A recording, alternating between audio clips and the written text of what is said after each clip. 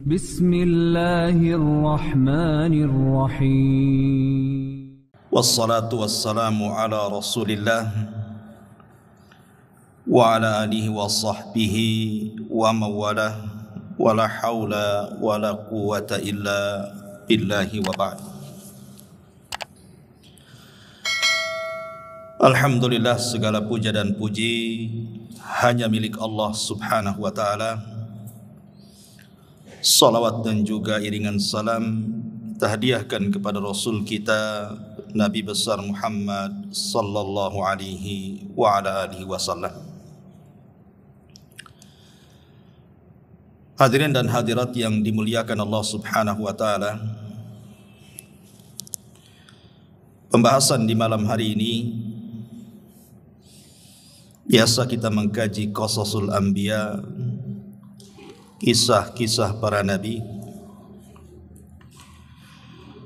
Maka malam ini sedikit nasihat untuk saya pribadi dan juga jamaah sekalian. Kita akan membahas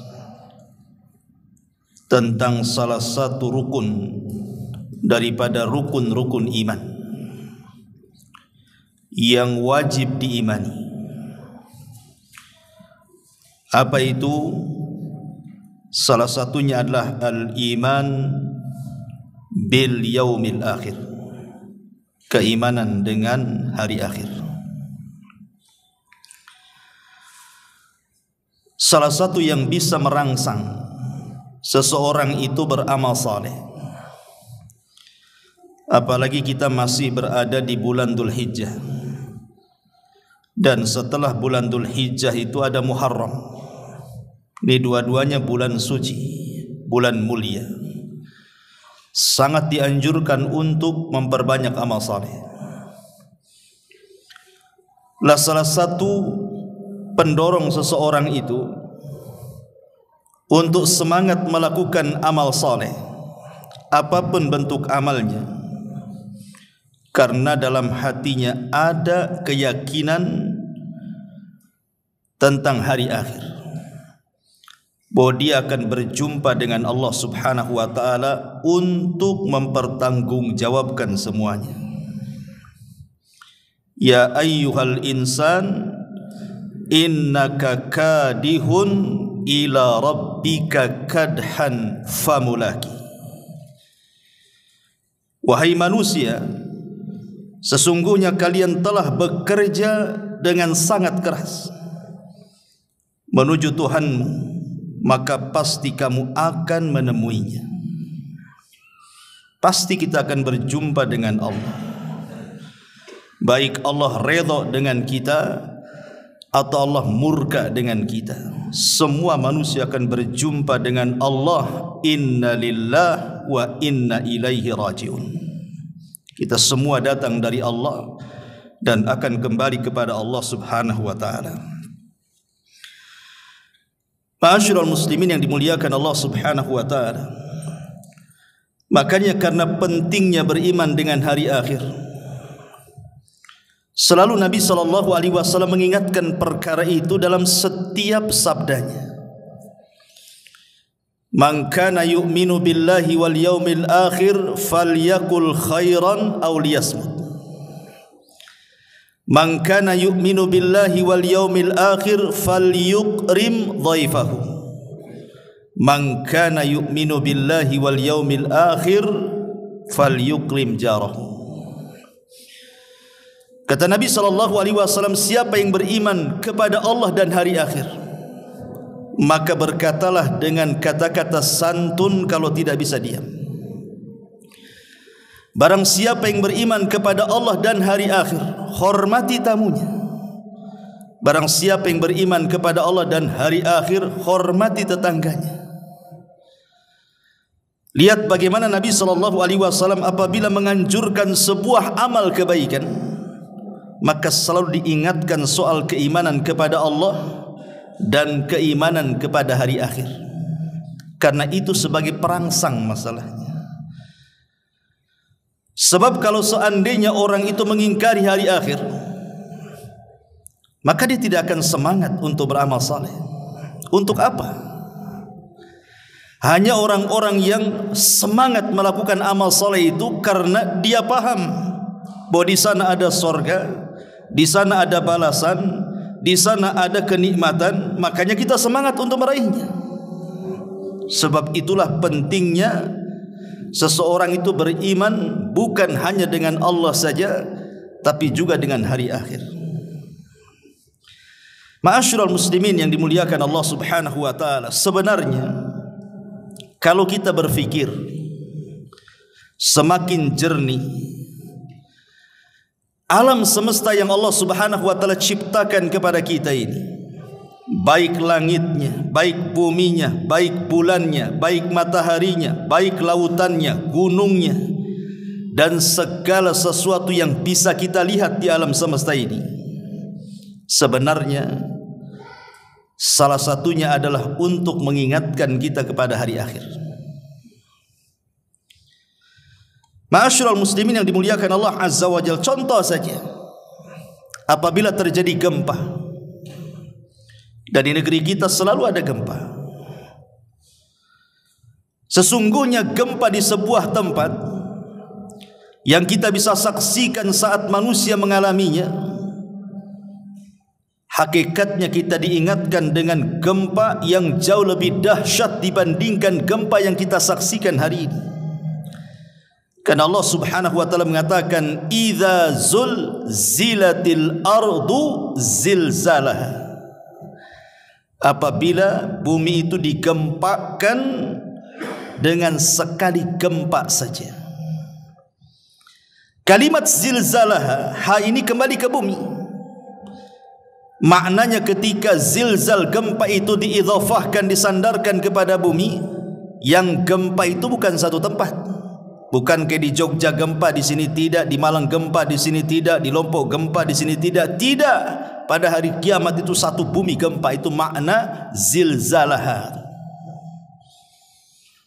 Artinya gempa yang kita saksikan itu mengingatkan kepada gempa di hari akhir nanti. Atau apabila kita melihat gerhana, baik gerhana matahari ataupun bulan, sebenarnya kita mengingat Allah hendak mengirim sebuah sinyal bahwa di sana nanti di hari akhir akan ada gempa yang menandakan kiamat besar. Sebagaimana Nabi sallallahu alaihi wasallam mengatakan, "Innaha lan taquma hatta tarawna qablaha asyra ayat." Kiamat tidak mungkin tegak sampai kau lihat padanya 10 tanda-tanda besar. Kemudian salah satunya Rasul mengatakan, "Wa salasatu khusuf, khasfun bil masyriq wa khasfun bil maghrib wa khasfun bi jaziratil ard." Terjadinya khusuf. Khusuf itu kalau ke langit artinya gerhana, tapi kalau ke bumi itu artinya gempa. Artinya akan terjadi banyak gempa pada hari kiamat dan akan terjadi banyak gerhana pada hari kiamat. Makanya Allah Subhanahu wa taala mengatakan, "Wa jumi'asy syamsu wal qamar wa idasy syamsu kuwirat." Dan apabila matahari kuwirat, kuwirat itu artinya dipadamkan cahayanya, digerhanakan total, tidak ada lagi cahaya pada matahari. Dan ketika itu kiamat dibangkitkan. Ma'asyiral muslimin yang dimuliakan Allah Azza wa Jalla. Kemudian kalau kita melihat kepada jemaah haji, tepat di tanggal 9 bulan Dzulhijjah, apa yang dilakukan jemaah haji? Mereka wukuf di Arafah. Dan kita bisa saksikan lautan manusia yang wukuf di Arafah itu. Kata para ulama, sebenarnya ini mengingatkan bahwa kelak pada hari kiamat manusia akan dikumpulkan jauh lebih besar dibandingkan orang berkumpul di padang Arafah. Kapan itu? Saat manusia dikumpulkan di padang mahsyar. Karena kalau kita lihat di padang Arafah itu tidak ada beda si kaya dengan si miskin, tidak bisa kita bedakan. Karena semua menggunakan kain ihram kan. Mana presiden, kecuali kalau kenal wajahnya lah kan. Kalau enggak kenal wajahnya kan kita tidak tahu mana yang presiden, mana yang menteri, mana yang pejabat, mana orang miskin, mana orang kaya. Tidak ada yang tahu. Semua pakai pakaian sama. Semua bermunajat kepada Allah Azza wa Jalla. Semua berada di bebatuan dan mengangkat tangannya ke langit untuk minta ampunannya. Sebagaimana di padang Arafah itu tidak bisa dibedakan mana si kaya, mana si miskin, mana si pejabat, mana si rakyat. Maka di padang mahsyar kurang lebih seperti itu. Karena manusia akan dibangkitkan, yuhsyarun nas khufatan uratan ghurlan. Pada hari kiamat manusia akan dibangkitkan tanpa dikhitan, tidak menggunakan alas sandal dan tidak berpakaian. Bahkan dalam riwayat buhman, tidak membawa satu harta pun di badan. Ma'asyiral muslimin yang dimuliakan Allah Azza wa Jalla, apalagi api. Hari-hari kita lihat api. Terutama ibu-ibu depan kompor itu lihat api. Setiap hari kita melihat api. Allah Subhanahu wa taala mengatakan, afara'aitumun nar allati turun a antum ansha'tum syajarataha am nahnul munsyi'un nahnu ja'alnaha tadhkiratan. Allah mengatakan, bagaimana pendapat kalian tentang api yang kalian nyalakan? Tentang api yang kalian nyalakan. Kita nyalakan korek api, kita bakar sampah, kita menyalakan kompor dan begitu seterusnya. Bagaimana pendapat kalian tentang api yang kalian nyalakan? Kamukah yang menjadikan kayu itu terbakar atau kami yang menjadikannya? Kami jadikan api itu hakikatnya untuk menjadi peringatan. Jadi api yang ada di dunia ini peringatan bagi kita bahwa nanti ada api yang jauh lebih besar dibandingkan api di dunia. Kalau seandainya api di dunia ini untuk mengazab manusia itu sudah cukup sebenarnya. Tapi Allah Subhanahu wa taala hendak menjadikan api neraka jauh lebih panas dibandingkan api dunia. Karena Rasul mengatakan bahwa narukum hadhih, kata Rasul, api yang ada pada kalian ini juz'un min sab'ina juz'an min nari jahannam. Hanya satu bagian panasnya dari 70 bagian api jahannam. Satu bagian saja. Kalau seandainya dunia ini mau dibakar, habis satu dunia dibakar api itu. Yang ada di dunia saja tuh. Apalagi kalau seandainya disatukan dengan 70 bagian neraka jahanam. Jadi api itu mengingatkan kita kepada hari akhir, adanya neraka. Termasuk juga kalau berada di bulan purnama. Kalau seandainya tepat di tanggal 15, tentu bulan Hijriah, itu kan bulan lagi besar-besarnya tuh. Lagi terang-terangnya, tidak ada bintang yang ada bulan kalau purnama itu. Kalau orang berfikir bahwa melihat bulan itu bukan hanya sekedar melihat bulan, tidak, tapi melihat bulan itu mengingatkan kepada hari akhir, kepada penduduk sorga yang kelak ketika mereka masuk ke dalam sorga, apa kata Nabi SAW? Innakum satarawna rabbakum kama tarawna lailata badri tamami la tudhammuna li ru'yatihi syai'ah. Kalian akan melihat Rabb kalian kelak di sorga seperti kalian melihat purnama, seperti kalian melihat bulan purnama, tidak berdesak-desakan sedikit pun, kata Rasul. Jadi Rasulullah SAW mengingatkan bahwa hanya melihat bulan saja kita diingatkan dengan hari akhir itu, diingatkan dengan sorga.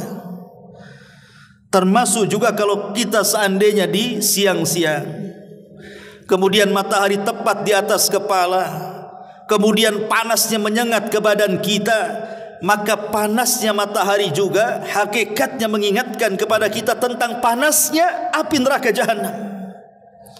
Perhatikan firman Allah Azza wa Jalla dalam surah At-Taubah ayat 81. Allah mengatakan, farihal mukhallafuna bimaq'adihim khilafa Rasulillah wa karihu an yujahidu bi amwalihim wa anfusihim fi sabilillah wa qalu la tanfiru fil har qul naru jahannam ashaddu harran law kanu yafqahun. Orang-orang yang ditinggalkan tidak ikut perang itu merasa gembira dengan tinggalnya mereka di belakang Rasul, dan mereka tidak suka berjihad dengan harta dan jiwa mereka di jalan Allah. Mereka pun berkata, janganlah kamu berangkat berperang dalam terik panas matahari ini. Maka Allah mengatakan kepada Rasul, katakan ya Muhammad, api neraka jahanam jauh lebih panas dibandingkan teriknya matahari jika mereka mengetahui. Jadi orang-orang munafik saat perang Tabuk, mereka banyak cari alasan. Ini cuaca panas, Tabuk itu jauh, sebelum sampai saja sudah capek. Ini panas sekali ini cuaca. Maka Allah mengatakan kepada Rasul, katakan kepada orang-orang munafik itu, qul naru jahannam asyaddu harra. Panasnya jahanam jauh lebih panas dibandingkan hanya teriknya matahari. Artinya bahwa teriknya matahari juga mengingatkan keganasan neraka. Bahwa neraka jauh lebih panas dibandingkan hanya sekedar teriknya matahari. Ataupun kalau kita di malam hari ini, kalau di malam hari kan mungkin dulu belum ada penerangan listrik, belum ada apa, kan gelap gitu ya. Atau antum lagi ke daerah-daerah Batam, ke Barelang atau kemana malam-malam tuh gelap sekali tuh. Atau ketika pemadaman listrik lah kita baru terasa tuh. Di rumah tidak ada lilin, gelap gulita gitu. Gelap itu juga mengingatkan tentang hari akhir. Karena nanti ketika manusia dibangkitkan dari kubur, kemudian dikumpulkan di padang mahsyar, kemudian mereka pun minum dari telaga Rasul, kemudian mereka mendapatkan syafaat Nabi, kemudian dibentangkan catatan amal mereka, kemudian setelah itu proses hisab dan pembacaan catatan, kemudian beralih kepada timbangan. Setelah timbangan ini manusia akan dipisahkan. Wasiqal ladzina kafaru ila jahannam zumara. Orang-orang kafir itu akan langsung masuk ke neraka jahanam. Dan yang tersisa di hadapan jembatan titian sirat hanya dua kelompok, mukmin dan munafik. Ketika itu Allah gelapkan semuanya. Tidak ada cahaya sedikit pun. Sehingga manusia tidak mampu memandang tangannya sendiri. Di hadapannya titian jahanam. Baru disitulah Allah Subhanahu wa taala akan berikan cahaya. Qala an-nabiy sallallahu alaihi wasallam fayu'tihim nurahum ala qadri a'malihim. Maka mereka akan diberikan cahaya sesuai dengan kadar amal mereka. Ada yang cahayanya sebesar gunung, ada yang cahayanya kecil sekali, tergantung amalan mereka. Tapi saat digelapkan mereka tidak bisa melihat apapun, seperti gelapnya saat kita berada di kegelapan. Kita tidak bisa melihat tangan kita sendiri. Jadi gelapnya itu mengingatkan kita kepada hari akhir. Bahkan bukan hanya itu saja. Kalau seandainya antum di pagi hari, setelah kemudian gelapnya malam tiba-tiba terbit fajar, kemudian datang matahari yang tadinya gelap disingkap menjadi terang. Terangnya dari kegelapan itu, baik fajar shadiq ataupun terbitnya matahari menyingkap kegelapan menjadi terang, sebenarnya ini juga mengingatkan kita kepada hari akhir. Karena Allah Subhanahu wa taala mengatakan, wa asyraqatil ardu bi nuri rabbiha wa wudi'al kitab wa ji'a bin nabiyyina wasyuhada wa qudiya bainahum bil haqqi wa hum la yadlimun. Dan bumi padang mahsyar menjadi terang benderang dengan cahaya Rabbnya. Dan buku-buku perhitungan perbuatan mereka diberikan kepada masing-masing nabi-nabi, dan saksi-saksi pun dihadirkan di hadapan manusia. Lalu diberikan keputusan di antara mereka secara adil, sedangkan mereka tidak dirugikan. Allah hendak menghabarkan begini: ketika pada hari kiamat matahari digerhanakan, tidak ada cahaya sedikit pun, dicabut cahayanya. Ketika bulan juga digerhanakan, dihilangkan cahayanya. Ketika bintang dijatuh-jatuhkan sehingga menubruk satu dan yang lainnya, dan dihilangkan cahayanya, maka manusia akan dibangkitkan dalam kondisi gelap sak gelap-gelapnya. Disitulah Allah Subhanahu wa taala akan turun dan akan menghadap hamba-hambanya. Disitulah baru Allah adalah cahaya. Cahayanya Allah subhanahu wa ta'ala akan menerangi seluruh padang mahsyar. Setelah adanya gelap, datang Allah, maka cahaya keadilan Allah azza wa jalla akan menerangi seluruh yang ada di padang mahsyar. Seolah-olah dari gelap terbitlah terang. Begitu harusnya seorang mukmin itu melihat sekitar kita, Bu. Ini semua bisa dijadikan alat mengingat kita kepada hari akhir sebenarnya. Bahkan kalau antum ke pasar nampak ada buah-buahan, ranum, macam-macam, ada pisangnya, ada anggurnya. Sebenarnya ini juga bisa mengingatkan kita kepada hari akhir, ikhwan. Hanya melihat buah-buahan saja. Karena Allah subhanahu wa ta'ala ketika menceritakan penduduk sorga dan makanannya, apa kata Allah?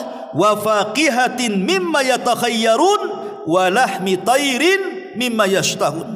Dan buah-buahan dari apa yang mereka pilih, dan dari daging burung dari apa yang mereka inginkan. Kata Abdullah ibn Abbas, persamaan buah-buahan di sorga dengan di dunia itu hanya sekedar nama.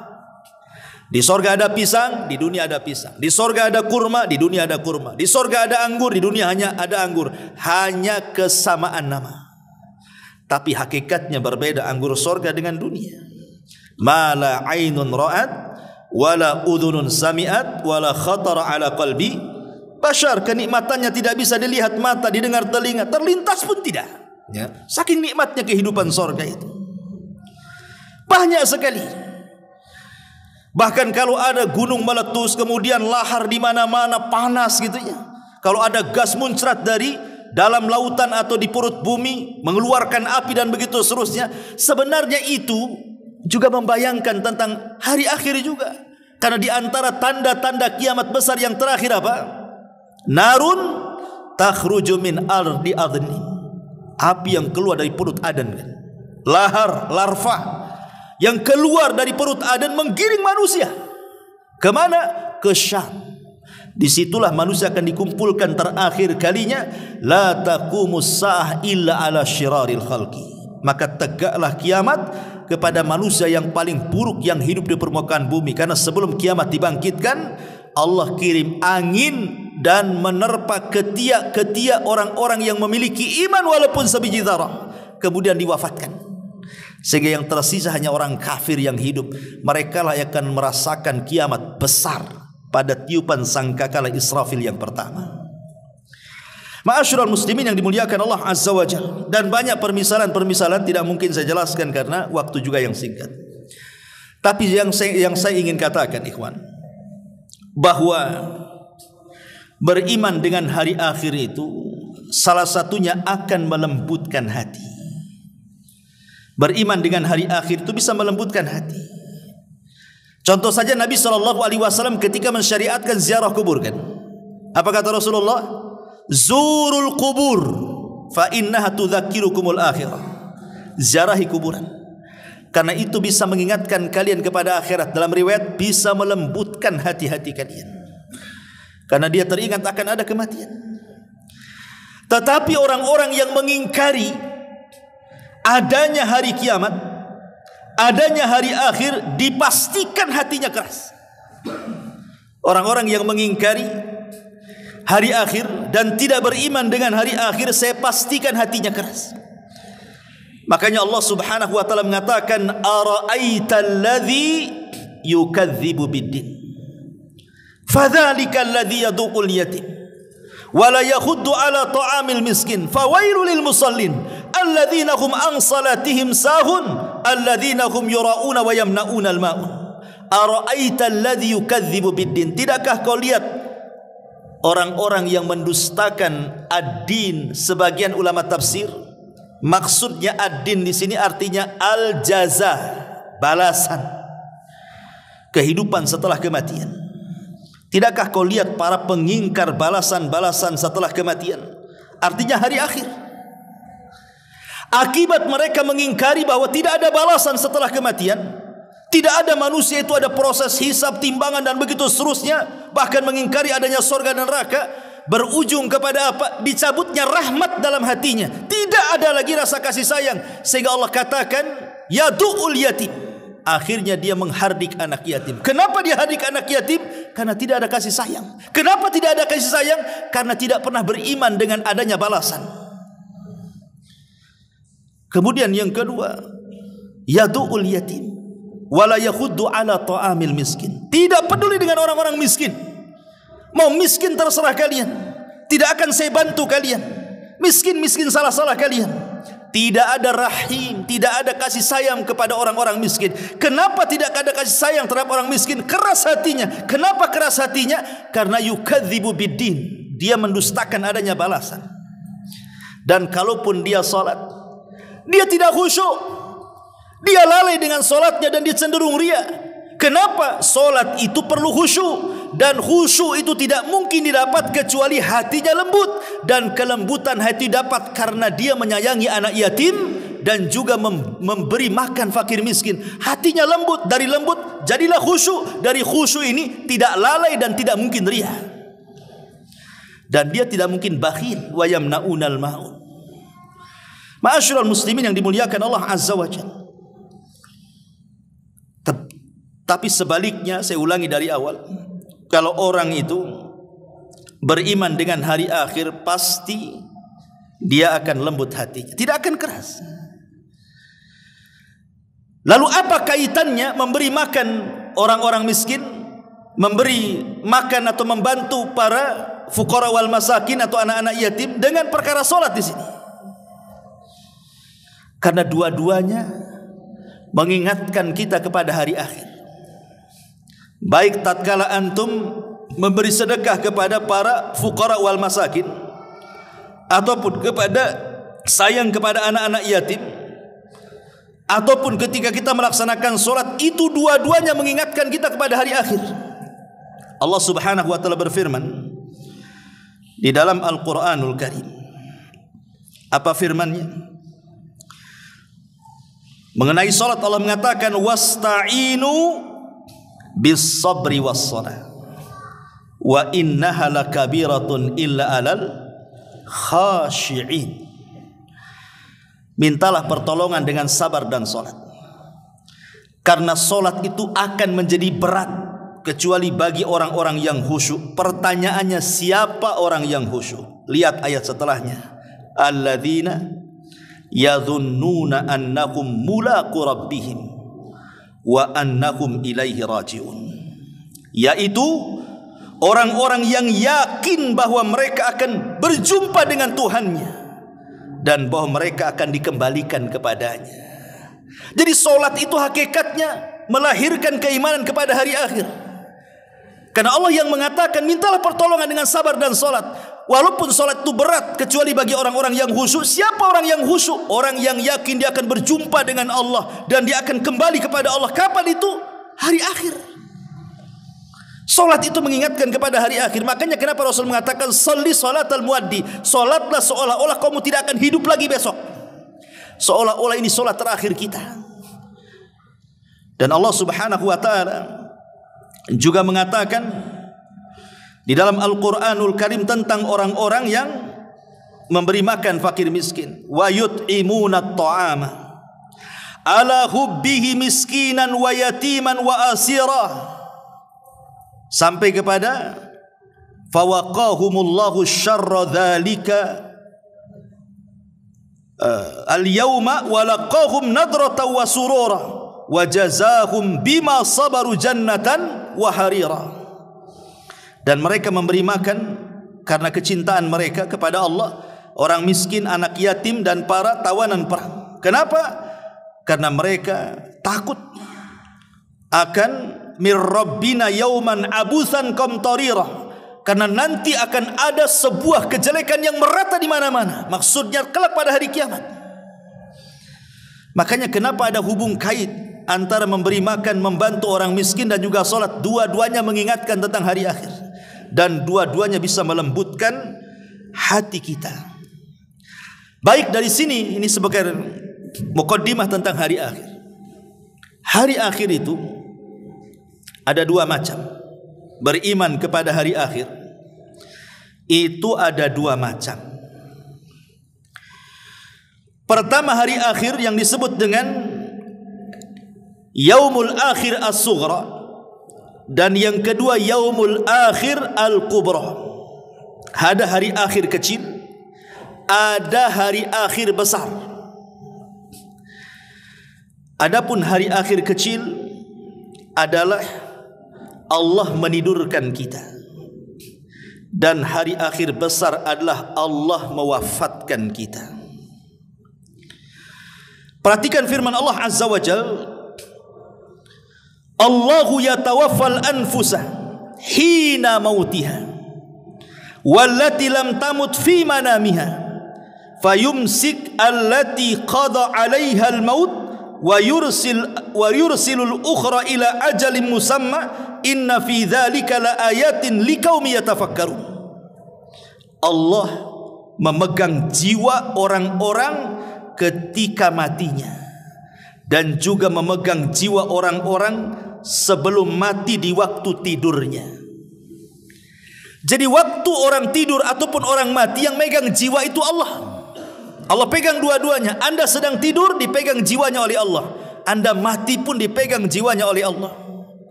Kemudian Allah mengatakan, maka Allah tahan jiwa orang-orang yang telah ditetapkan kematiannya, artinya tidak dikembalikan ke dalam jasadnya, dan Allah melepaskan jiwa yang lain sampai waktu yang ditetapkan. Artinya Allah lepaskan jiwanya sehingga masuk lagi ke dalam tubuhnya, tapi dia ada ajal yang menentukannya. Sesungguhnya pada yang demikian itu terdapat tanda-tanda kekuasaan Allah bagi orang-orang yang berfikir. Dalam ayat ini Allah kumpulkan dua hari akhir. Hari akhir bagi manusia yang kecil artinya tidur, dan hari akhir yang kedua yang besar artinya kematian. Karena begini ikhwan, Nabi SAW ketika ditanya apakah penduduk sorga itu tidur wahai Rasul, kata Rasul, tidak mungkin penduduk sorga tidur. Kenapa? Karena an-naumu akhuhul maut, tidur itu saudaranya kematian. Lihat ketika Nabi SAW mengajarkan doa kepada kita sebelum tidur apa? Bismikallahumma amutu wa ahya. Kalimat amutu mati, wa ahya dan hidup. Kemudian setelah bangun dari tidur juga alhamdulillahilladzi ahyana ba'dama amatana. Segala puji bagi Allah yang telah menghidupkan setelah kematian. Karena tidur itu saudara kematian. Betapa banyak orang tidur, Allah tahan jiwanya sehingga tidak terbangun lagi. Betapa banyak orang-orang yang tertidur tiba-tiba tidak bangun lagi. Karena tidur itu adalah saudara daripada kematian.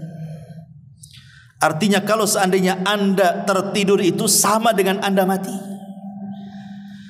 Makanya Nabi SAW saat berkhutbah Jumat, apa kata Rasulullah? Walladhi nafsi biyadi la tamutunna kama tanamun wa la tub'atsunna kama tastayqidun.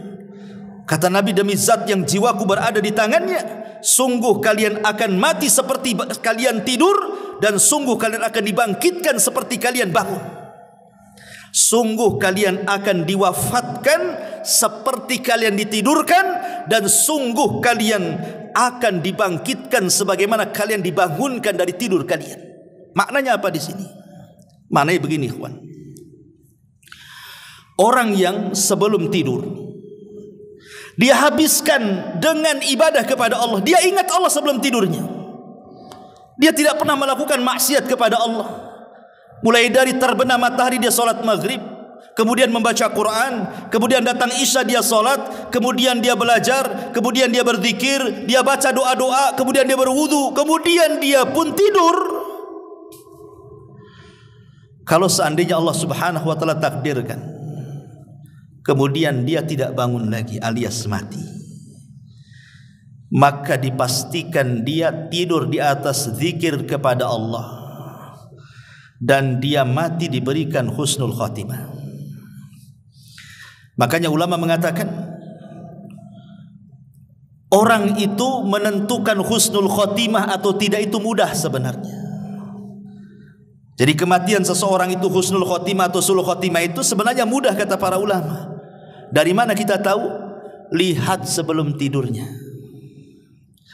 Kalau sebelum tidurnya maksiat, berzina, berjudi, mabok, main maksiat ke diskotik, macam-macam, atau mungkin melakukan syirik, bid'ah dan yang semacamnya. Kemudian dia tidur, Allah takdirkan dia mati. Su'ul khatimah. Tapi kalau sebelum tidurnya betul-betul dia beribadah kepada Allah, berzikir kepada Allah, kemudian tidurnya pun dianggap ibadah, karena dia sebelum tidur dia berwudu, dia berdoa, dia lakukan sunnah-sunnah Nabi, maka kalaupun Allah takdirkan Anda wafat keesokan harinya, maka Anda akan wafat di atas fitrah. Wa idza mitta alal fitrah husnul khatimah. Begitulah tidur itu menentukan kematian, karena tidur itu saudara kematian, kata Rasul. Tidur itu menentukan baiknya kematian. Kalau saat sebelum tidur dia berzikir, setelah bangun dari tidur dia berzikir, maka ketika dia mati juga, maka dia akan berzikir, dan ketika dibangkitkan pula dia akan berzikir. Kurang lebih seperti itu manusia itu. Ya.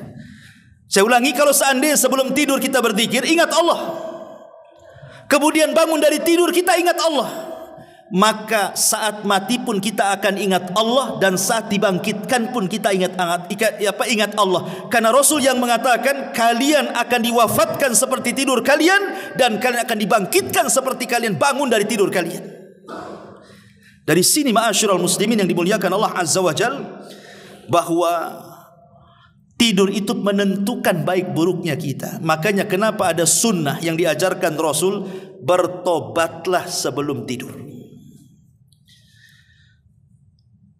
Disebutkan oleh Aisyah radhiyallahu anha, satu malam Nabi SAW bertanya kepada Aisyah radhiyallahu anha, mengatakan, ya Aisyah, relakah dirimu kalau malam ini aku tidak tidur bersamamu? Aku ingin menyembah Rabbku, kata Rasul. Tapi kalau kau izinkan, kalau tidak kau izinkan, tidak. Kata Aisyah radhiyallahu anha mengatakan, sungguh aku senang ada di sisimu wahai Rasul, tetapi aku juga rela dengan apa yang engkau senangi. Silahkan beribadah, tidak apa-apa malam ini kau tidak tidur denganku. Maka Nabi SAW mengambil wudu, kemudian sholat, kemudian membaca Al-Quran sampai menangis. Mulai dari ba'da isya, tangisannya tidak berhenti sampai mendekati fajar. Namanya orang nangis lama, tentu ada bekas di matanya. Ketika sholat subuh, Bilal ibn Rabah tahu bahwa Rasulnya habis nangis nih. Makanya Bilal kemudian berkata, ya Rasulullah, wa ma yubkik? Rasul, apa yang menyebabkan kau menangis? Maka Nabi SAW mengatakan, ya Bilal, unzilat alayya fi lailati ayat. Telah diturunkan kepadaku tadi malam satu ayat. Wailun liman qara'aha wa lam yatadabbaraha. Celaka bagi orang yang membacanya dan tidak merenungkannya. Celaka bagi orang yang membacanya dan tidak merenungkannya, kata Rasul. Kata Bilal, Rasul, ayat apa itu? Maka Nabi SAW membacakan surah Al-Imran ayat 190 sampai 191. Inna fi khalqis samawati wal ard wa ikhtilafil laili wan nahar la ayati liulil albab alladzina yadhkuruna Allaha qiyaman wa qu'udan wa ala junubihim wa yatafakkaruna fi khalqis samawati wal ard rabbana ma khalaqta hadza batila subhanaka fakina adzabannar. Sesungguhnya dalam proses penciptaan langit dan bumi, kata Allah, dan silih bergantinya malam dan siang, terdapat tanda-tanda bagi orang-orang yang berakal. Siapa orang yang berakal itu? Orang yang mengingat Allah sambil berdiri, sambil duduk, sambil baring, dan mereka memikirkan tentang penciptaan langit dan bumi. Kemudian berkata, ya Tuhan kami, Engkau tidak menciptakan ini dengan sia-sia. Maha suci Engkau, peliharalah kami dari siksa api neraka. Lihat bagaimana Allah Subhanahu wa taala di sini mengaitkan tentang siksa neraka dengan penciptaan langit dan bumi. Apa hubung kaitnya? Sebelumnya Allah menceritakan tentang penciptaan langit dan bumi yang luar biasa. Setelahnya diakhiri dengan cerita tentang siksa neraka. Ya Allah, hindarkan aku dari siksa neraka. Karena dari awal sudah saya katakan bahwa segala sesuatu alam semesta ini bisa mengingatkan kita kepada hari akhir. Jadi kalau seandainya Anda menatap langit, pertanyaannya, Anda tahu dari mana langit itu awal diciptakan? Dari apa bahan langit diciptakan? Maka Allah jawab dalam Quran, "Tsumma stawa ila sama wa hiya dukhan, faqala laha lil ardi walil ardi i'tiya taw'an aw karhan qala ta'ataina ta'in." Kemudian dia menuju kepada langit. Maksudnya Allah menuju ke langit. Kemudian dia menuju kepada penciptaan langit, dan langit itu merupakan asap. Jadi waktu itu langit belum ada bangunan, masih bentuk asap. Jadi penciptaan awal langit itu dari mana? Dari dukhon, dari asap. Dan asap itu mengingatkan neraka, karena asap tidak mungkin muncul kecuali ada api. Kalau tidak ada api, tidak ada asap, ya. Makanya diingatkan dengan azab neraka. Kalau kita melihat bumi, begitu juga dalam bumi ini isinya api semua, ikhwan. Antum kira dalam bumi itu isinya apa? Itu api semua, ya gas, ya larva, ya apa, semua ada di bumi itu. Makanya kalau kiamat yang mengeluarkan api semua satu bumi dan lautan itu, dan itu mengingatkan kepada neraka. Makanya diingatkan di sini bagi orang-orang yang berpikir bahwa ciptaan langit dan bumi ini mengingatkan akan neraka. Makanya Allah tutup, wa qina adzabannar. Ya Allah, jauhi aku dari azab neraka. Artinya bahwa Nabi SAW mengajarkan disuruh berfikir tafakur tengah malam sebelum tidur. Artinya diajak berfikir supaya kita berzikir dan tobat. Maka di sini Allah mengatakan, alladzina yadhkurunallaha qiyaman wa qu'udan wa ala junubihim. Dan orang-orang yang di malam hari mereka senantiasa mengingat Allah di waktu berdiri, di waktu duduk, di waktu berbaring. Ini isyarat supaya kita lebih dekat kepada Allah di malam hari sebelum tidur kita, supaya Allah Subhanahu wa taala hadiahkan kepada kita husnul khatimah. Ma'asyiral muslimin yang dimuliakan Allah Azza wa Jalla, rukun daripada rukun-rukun hari akhir itu ada 5 sebenarnya. Tapi saya tidak akan jelaskan 5-5-nya karena waktunya. Nanti sampai jam 11 pula kelamaan. Nanti saya ditinggalkan antum pula sendirian. Jadi rukun hari akhir itu ada 5. Satu saja saya ingin jelaskan. Apa itu? Al-maut, kematian. Ini yang pertama. Beriman dengan hari akhir itu artinya beriman dengan kematian, bahwa kita pasti mati. Tapi masalahnya kita sudah yakin mati itu pasti, karena hari-hari kita melihat orang mati. Dan bukan sesuatu yang menakutkan kematian itu, karena hari-hari kita melihat orang mati. Kita bahkan yang memandikan orang mati, kita pula yang mengkafaninya, kita pula yang menguburkannya. Jadi kayak biasa aja melihat orang mati itu, nggak ada takut lagi. Padahal dia akan mati itu, karena saking biasanya melihat orang mati jadi biasa, ya. Padahal kematian itu adalah kiamat kecil. Idza mata ahadukum qamat kiamatu. Apabila mati salah seorang di antara kalian berarti tegak kiamat kepada dia. Yang ingin saya katakan, ibrah dari kematian itu bukan di mana Anda mati. Mau mati di mana saja terserah. Karena ada orang yang berpikir ingin mati di Mekah, ingin mati di Madinah. Saya ingin mati di kampung katanya. Gak mau mati di Batam, saya ingin mati di kampung katanya. Kampungnya di mana? Oh, di Padang sana, ingin mati di Padang. Ingin mati di Jawa, ingin mati di Medan. Ada orang begitu. Ikhwan, ibrah kematian itu bukan di mana Anda mati, bukan di mana Anda meninggal, tapi bagaimana caranya kita mati. Itu ibrah kematian namanya. Bukan di mana kita mati, tapi bagaimana caranya kita mati. Perhatikan kisah Nabi Yusuf. Ketika Nabi Yusuf itu di puncak karir beliau, menjadi orang nomor 2 Mesir, kekuasaan di tangan dia. Apapun yang dia suruh, dia perintahkan, dia sudah menjadi orang nomor 2 raja Mesir lagi kali itu, berkuasa Nabi Yusuf alaihi salam. Tetapi sehebat apapun manusia di atas puncak karir dia, pasti hari-hari, suatu hari diingatkan akan kematian.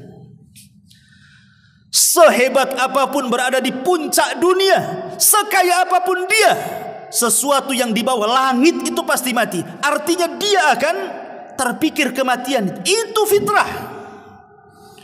Makanya Nabi Yusuf mengatakan, Rabbi qad ataitani minal mulki wa 'allamtani min ta'wilil ahadits fatiras samawati wal ard anta waliyyi fid dunya wal akhirah tawaffani muslima wa alhiqni bis salihin.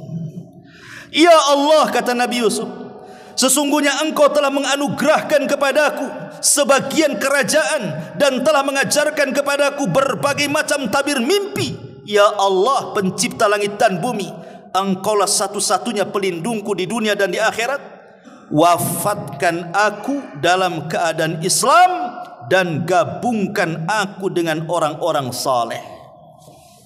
Sekelas Nabi Yusuf, seorang nabi, dia mengatakan, tawaffani muslimah, ya Allah, wafatkan aku dalam kondisi Islam, gabungkan aku dengan orang saleh. Makanya Allah mengatakan, wala tamutunna illa wa antum muslimun. Jangan kalian mati kecuali kalian dalam kondisi muslim Islam, menyerahkan diri kepada Allah Azza wa Jalla. Itulah ibrah dari kematian. Bagaimana caranya kita mati? Jangan sampai kita mati konyol, mati di atas kesyirikan, mati di atas kekafiran, mati di atas maksiat dan dosa serta al-kabair. Jangan. Kalau bisa mati betul-betul di atas tauhid, di atas iman dan takwa. Karena Allah mengatakan dalam surah Al-Qiyamah, kalla idza balagatit taraq, apabila nyawa telah sampai di kerongkongan, kata Allah. Wakila man raq, dikatakan kepadanya, siapa yang bisa meruqyah kamu? Apabila nyawa sudah di sini, siapa yang bisa meruqyah dia, mengembalikan ruhnya ke dalam jasad? Mustahil, tidak ada yang bisa mengembalikan ruh ke dalam jasadnya. Wa dhanna annahu al-firaq, dan dia yakin bahwa dia pasti akan berpisah dengan dunia. Dia sendiri yakin yang akan mati itu, dia nggak mungkin lagi dia hidup. Lihat Allah katakan, wal tafatis saku bisak, dan bertautan betis kiri dengan kanan. Ikhwan, ini faedah besar. Saat Allah wafatkan kita, dari anggota badan tubuh kita, dari kepala sampai kaki itu, yang pertama kali Allah wafatkan apanya? Kaki dulu. Kaki itu diwafatkan dulu, karena ruh itu berjalan dari jari jemari kaki ke atas, baru kemudian ke perut, baru sampai di tenggorokan. Pertanyaannya, kenapa kaki duluan yang mati? Sehingga Allah mengatakan wal tafatis saqu bisak, dan bertautan betis kiri dengan betis kanan. Artinya mati duluan itu betis itu sebelum badannya, supaya manusia tidak lari. Kalau seandainya dari atas dulu, mungkin kaki bisa lari, bisa cepat ke masjid, bisa langsung tobat, bisa mungkin terbang kemana, ke Masjidil Haram, bisa tobat, atau bisa mungkin lari ke rumah ambil Quran. Tapi ketika kematian itu dari kaki dulu, dia tidak bisa apa-apa. Sudah telat tobat bagi dia. Innallaha la yaqbalu taubata abdin, innallaha yaqbalu taubata abdin malam yughargir. Allah itu masih menerima tobatnya hamba kalau nyawa belum sampai di tenggorokan. Jadi kalau sudah dicabut nyawanya, kaki sudah mati, mau lari kemana? Nggak bisa lari. Orang bisa lari itu karena punya kaki. Ketika kaki mati, apalah yang bisa kita harapkan ketika itu? Apalagi ketika kemudian nyawa terus sampai di tenggorokan, apa yang terjadi?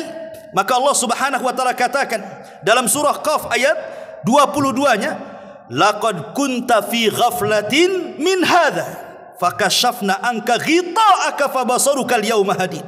Sungguh kamu berada dalam keadaan lalai hari ini, maka kami singkapkan daripadamu penutup yang menutupi matamu, maka penglihatanmu pada hari itu sangat tajam. Apa maknanya? Ketika ruh itu sudah naik itu dari kaki sampai ke perut, sampai ke tangan, sampai di tenggorokan, itu namanya rok. Ketika sudah sampai rok di sini, taraki, wakila man rok, tidak mungkin dia balik lagi ruh itu. Disitulah Allah singkap mata kita. Yang tadinya kita tidak melihat yang gaib, sekarang Allah buka mata kita. Yang tadinya tidak bisa melihat malaikat, sekarang melihat malaikat. Yang tadinya kita tidak bisa melihat catatan malaikat, sekarang Allah perlihatkan catatan itu. Allah perlihatkan setan, Allah perlihatkan macam-macam yang gaib itu. Allah singkap tuh saat detik wafatnya. Dia sempat melihat malakul maut dan malaikat-malaikat pencatat, kemudian catatannya dikasih tahu sama dia, walaupun sesaat, tapi itu cukup bagi dia. Disitulah kita lihat bagaimana ekspresi orang-orang yang mati itu macam-macam. Ada yang bahagia karena melihat catatannya sehingga dia tersenyum. Ada yang bahagia sehingga dia bisa mengucapkan kalimat la ilaha illallah. Ada yang bahagia sehingga di dahinya penuh dengan keringat dan itu tanda husnul khatimah. Ada yang kemudian saat kematian baca Quran pula dia. Ada saat kematiannya dia sedang sujud, dia sedang puasa, dia sedang solat. Subhanallah, Allah pilihkan kematian yang terbaik. Tetapi bagi orang-orang yang melihat catatannya buruk semuanya, maka timbullah penyesalan pada dirinya. Dan dia pun mengatakan, hatta idza jaa ahadahumul maut qala rabbirji'uni la'alli a'mala salihan fima tarak kalla innaha kalimatun huwa qailuha wa min waraihim barzahun ila yaumil yub'atsun. Dalam surah Al-Mu'minun ayat 99. Maka orang-orang itu pun menyesal dan mengatakan, demikianlah keadaan orang-orang itu. Hingga apabila datang kematian kepada mereka, mereka pun berkata, ya Allah, kembalikan aku ke dunia. Kembalikan aku ke dunia, agar aku bisa berbuat amal yang baik, yang soleh terhadap apa yang telah aku tinggalkan sebelumnya. Mungkin aku dulu tidak solat, janji aku akan solat. Dulu aku meninggalkan puasa, janji aku akan puasa. Dulu aku tidak membantu fakir miskin, ku janji akan ku bantu mereka. Sekali-kali tidak. Sesungguhnya itu adalah perkataan yang diucapkan saja, itu angan-angan saja, tidak mungkin dibalikan setelah kematian. Karena di hadapan mereka ada dinding sampai hari mereka dibangkitkan, ada barzah, sudah tidak mungkin lagi ke dunia. Walaupun mereka mengatakan, laula akhartani ila ajalin qarib la asaddaqa wa aku minas salihin, ya Allah, barang sebentar ajalah ke dunia itu, aku akan sedekahkan semua hartaku yang dulu aku tidak pernah sedekahkan, dan aku akan janji jadi orang soleh. Apalah penyesalan itu? Percuma orang sudah mati menyesal itu. Mustahil penyesalan dikabulkan. Karena itu angan-angan. Wa tara idil mujrimuna nakisu ru'usihim inda rabbihim rabbana absarna wa sami'na farjina na'mal salihan inna muqinun. Dan alangkah ngerinya jika sekiranya kamu melihat ketika orang-orang yang berdosa itu menundukkan kepala mereka di hadapan Rabbnya. Mereka pun berkata, wahai Rabb kami, kami telah melihat, kami telah mendengar, maka kembalikan kami ke dunia, kami akan mengerjakan amal soleh. Sesungguhnya kami adalah orang-orang yang yakin sekarang. Manfaat penyesalannya? Tidak manfaat. Mau janji apapun di hadapan Allah, kalau sudah mati tidak mungkin dikembalikan. Maka dari sini ma'asyiral muslimin yang dimuliakan Allah Azza wa Jalla, Allah jawab kepada mereka, awalam nu'ammirkum ma yatadzakkaru fihi man tadzakkar wa ja'akumun nadhir. Dan apakah kami tidak memanjangkan umurmu dalam masa yang cukup untuk berfikir bagi orang-orang yang mau berfikir? Dan adakah tidak datang kepadamu pemberi peringatan? Seolah-olah Allah ingin katakan, ngapain kau menyesal? Dulu aku sudah kasih usia panjang kepadamu. Mungkin di antara kamu ada yang wafat di usia 40, di usia 50, di usia 60, di usia 70, di usia 100. Kemana umur itu?